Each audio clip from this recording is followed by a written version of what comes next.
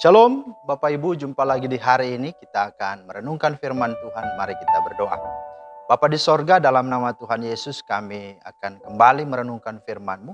Buka hati dan pikiran kami ya Roh Kudus, supaya kami memahami dan menjadi pelaku firman-Mu. Dalam nama Tuhan Yesus. Amin.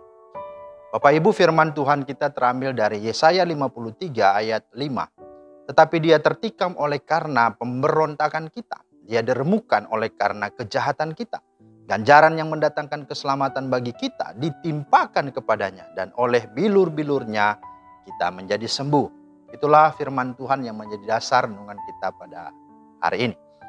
Nah, Bapak Ibu, tema kita adalah jangan sia-siakan pengorbanan Kristus. Jangan sia-siakan pengorbanan Kristus. Minggu ini kita sedang masuk dalam minggu-minggu Prapaskah yang ke-6, menghayati akan kesengsaraan Kristus. Nah, saudara, ada satu video klip dengan judul Father Heart of God, ya. Seorang ayah memiliki hati Tuhan, itu hati Bapa, itu hati Allah. Nah, jika saudara berkenan, silakan membuka YouTube, ada itu, dan itu adalah kisah nyata. Kisah itu menceritakan seorang ayah yang begitu menyayangi, mencintai anaknya. Ayah ini bekerja sebagai pegawai atau petugas di perlintasan jembatan rel kereta api. Setiap kali ayahnya pergi bekerja, anaknya ini dibawanya, diajaknya. Saking sering diajaknya, anaknya ini pun tahu ya kerjaan daripada bapaknya. Yaitu ketika ada kereta api yang akan melintas dalam jembatan yang ada di bawahnya itu sungai, maka anak ini langsung mengangkat tuas itu dan jembatan itu bisa akhirnya perlahan-lahan menjembatani akan perlintasan itu dan kereta akhirnya bisa melewatinya. Nah, itulah yang dikerjakan oleh ayah dan juga anak ini.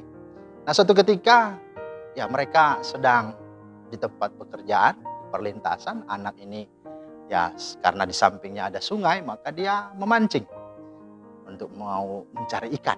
Tetapi apa yang terjadi, saudara? Di kejauhan ya tempat dia mendengar ada suatu bel atau suatu suara yang menunjukkan itu suara kereta. Sehingga dia coba berusaha mendengarnya dan benar. Ketika kereta mau mendekat, dia melihat ayahnya di pos penjagaan perlintasan. Dia melihat dan dia berteriak, "Ayah, ayah, ini ada kereta yang akan lewat." Tapi apa yang terjadi? Ayahnya lagi sibuk mengerjakan yang lain. Sehingga ayahnya tidak mendengarnya. Nah, saudara, apa yang terjadi? Ketika kereta itu sudah mau mendekati dan melintasi jembatan itu, anaknya ini apa?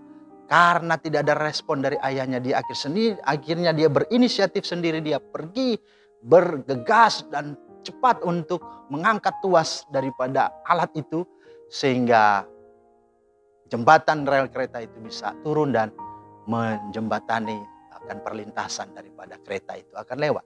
Nah, saudara, ketika dia mau bergegas ke tempat atau ke mesin atau alat itu, dia akhirnya apa? Jatuh ke bawah dan dia ada di dalam jembatan itu. Dia tidak bisa keluar, dia harus ditolong oleh orang lain dari luar.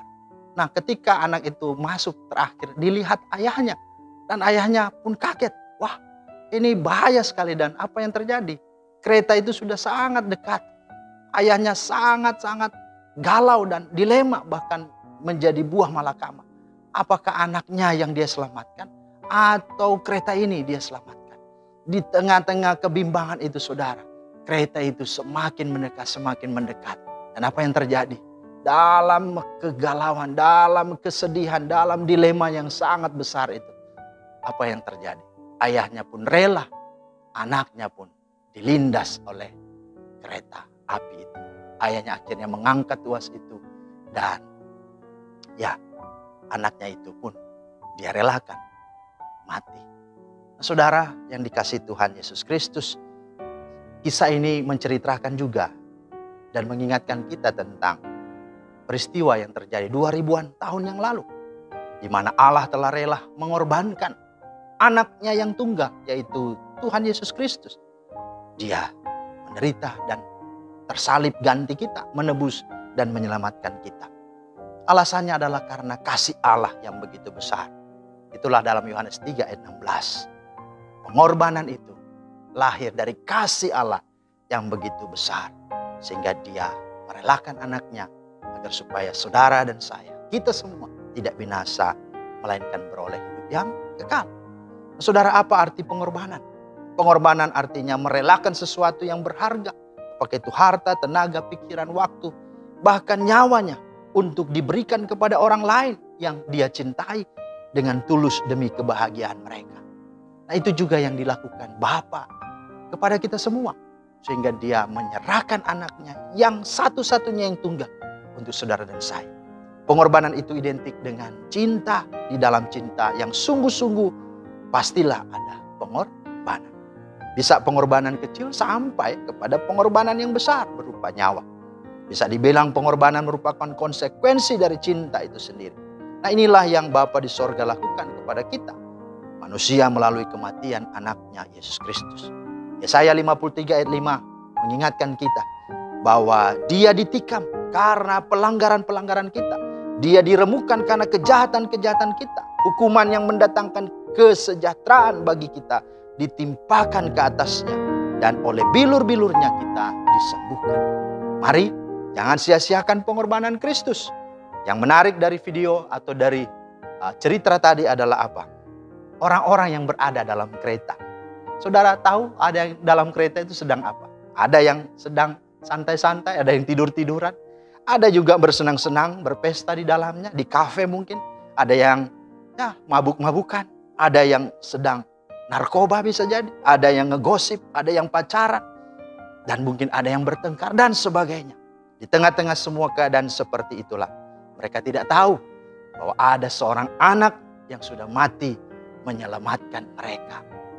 Karena itu mari jangan sia-siakan pengorbanan Kristus. Yesus sudah mati bagi kita. Karena itu tinggalkanlah dosamu dan mari hargai pengorbanannya dengan engkau sungguh-sungguh hidup memuliakannya. Tuhan Yesus memberkati. Amin. Terima kasih Tuhan untuk firman-Mu. Meteraikanlah di hati kami dan mampukan kami dalam menghayati makna pengorbanan Kristus di minggu sengsara ini. Sungguh-sungguh kami hidupi dan biarlah kami semakin mengasihi dan memuliakan. Dalam nama Tuhan Yesus. Amin. Demikian firman Tuhan hari ini menjadi berkat. Selamat beraktivitas. Tuhan memberkati. Shalom.